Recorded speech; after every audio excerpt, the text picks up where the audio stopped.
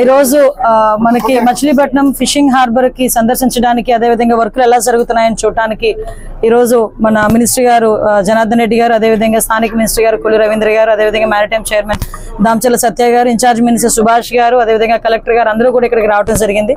Overall గా ఇక్కడ అసంపూర్తిగా ఉన్న ఈ ఫిషింగ్ హార్బర్ ని కంప్లీట్ చేసి ప్రజలందరికీ కూడా అందుబాటులోకి తీసుకునే విధంగా ఈరోజు చేయడానికి ఎన్డీఏ గవర్నమెంట్ ముందుకు వస్తుంది. దానికి అనుగుణంగానే ఈరోజు ఇన్స్ట్రక్షన్స్ అన్ని ఇవ్వడం జరిగింది.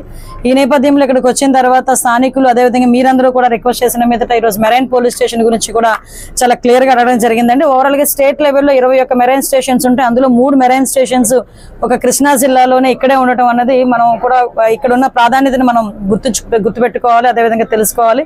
ఇక్కడ మెరైన్ పోలీస్ స్టేషన్స్ లోని అంటే లాస్ట్ 5 సంవత్సరాల గవర్నమెంట్ తాలూకా వైఫల్యమా నిర్లక్ష్యమా వాట్ ఎవర్ ఇట్ మేబీ ఏం జరిగినా కూడా కనీసం బోట్లు కూడా ఆపరేషన్ పొజిషన్ లో లేకపోయిన పరిస్థితి కూడా కనిపిస్తా ఉంది. ఇక్కడ కమింగ్ సూన్ మన రక్షణకి కానీ అదేవిధంగా మనకి మత్స్యకారులకి సంబంధించి వాళ్ళకి ఉపయోగపడేటట్టుగా కానీ రేపొద్దున నేషనల్ కెలామిటీస్ ఏ జరిగినా కూడా వాటిని మనం ఎదుర్కోవాలి అనుకున్నా కూడా అదేవిధంగా ఇక్కడికి వచ్చిన పర్యాటకులకి ఆ గజయితగాలను అక్కడ ఏర్పాటు చేయడం, ఎవరు కూడా మునిగి చనిపోకుండా ఆ గజయితగాలను ఏర్పాటు చేయడం, ఇవన్నీ కూడా మెరైన్ పోలీస్ స్టేషన్ ఆధీనంలో మనందరం కూడా చేసుకోగలుగుతున్నాం. ఈ మెరైన్ పోలీస్ స్టేషన్ల తాలూకా స్ట్రెంథనింగ్ కి అదేవిధంగా వాళ్ళ బోట్లకి కొత్త బోట్లు ఇవ్వడానికి కూడా ఈ రోజు మేము ప్రపోజల్ పెట్టి యాజ్ ఎర్లీ యాజ్ పాసిబుల్ తీసుకొచ్చుకుంటామని మేము చెప్తున్నాం. అదేవిధంగా ఇక్కడ గజయితగాలు ఎవరైతే ఉన్నారో మత్స్యకార సోదరులు చాలా మంది ఇక్కడ అన్ఎంప్లాయ్మెంట్ తో ఉన్నారు. వాళ్ళందరినీ కూడా అవుట్ సోర్సింగ్ లో తీసుకునే దానిక లేకపోతే ఏ రకంగా వాళ్ళ సేవలు వినియోగించుకోవాలన్న దాని మీద, అదేవిధంగా ఆపద మిత్రులు కూడా వాళ్ళనే వేసి డిజాస్టర్ మేనేజ్మెంట్ నుంచి కూడా వాళ్ళకి కూడా ఉపాధి కల్పించేటట్టుగా చేయడానికి మేము ప్రయత్నం చేస్తున్నాం. ఇవన్నీ కూడా as early as possible streamline అవుతాయని మీ అందరికీ కూడా తెలియజేస్తాం. అండ్ ఇప్పుడు బోత్ సైడ్స్ ఒకటే అవుట్ పోస్ట్ ని స్ట్రెంథెన్ చేయాలి, మెరైన్ పోలీస్ స్టేషన్ కూడా స్ట్రెంథెన్ చేయాలి. మెరైన్ పోలీస్ స్టేషన్ కి అన్నది ఈ పోర్టుల వ్యవహారంలో వాళ్ళకి ఒక అథారిటేటివ్ గా ఉంటుంది. అవుట్ పోస్ట్ అనేది కూడా మన రక్షణ విషయంలో అవుట్ పోస్ట్ కూడా రెండూ కావాలి.